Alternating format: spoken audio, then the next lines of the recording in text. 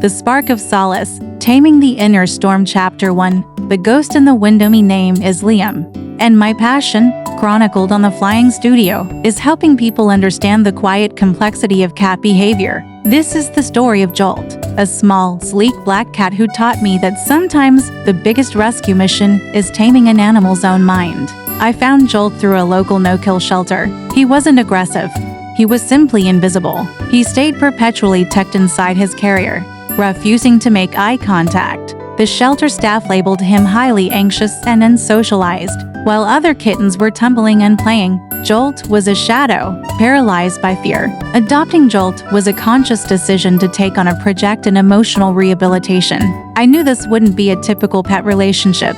It would be a slow, deliberate lesson in patience. The initial setup, creating a sanctuary. The first rule of caring for an anxious cat is predictability and small spaces. Quarantine and safe room. I immediately set him up in a spare bedroom. Crucially, I ensured every window was covered and the room was silent. A quiet, small space gives an anxious cat a sense of control. The hiding hierarchy. I didn't just give him one hiding spot, I gave him several. A cardboard box, a blanket fort, and a vertical cat tunnel. Cats feel safest when they have multiple escape routes and places to disappear. Feel-away and calming aids. I plugged in a feel-away diffuser, synthetic feline facial pheromones in the room. This sent constant, silent signals to Jolt's brain that the area was safe and marked by familiar scents. For the first 4 days, I only saw Jolt when he darted out from beneath the bed to quickly eat the food I left out. He was, quite literally,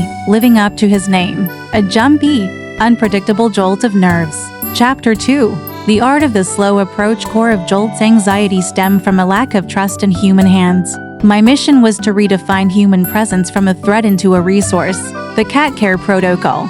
Building trust-passive presence. I spent 3 hours a day in the room, but I never tried to touch him. I sat on the floor, far away from his hiding spots, working on my laptop or reading aloud in a monotonous, soothing voice. This is the proximity training method, letting the cat habituate to the sight and sound of a human without the pressure of interaction. The treat trail. I began leaving high-value treats like churro lickable purees progressively closer to where I was sitting. He had to venture slightly closer to me each time to get the reward.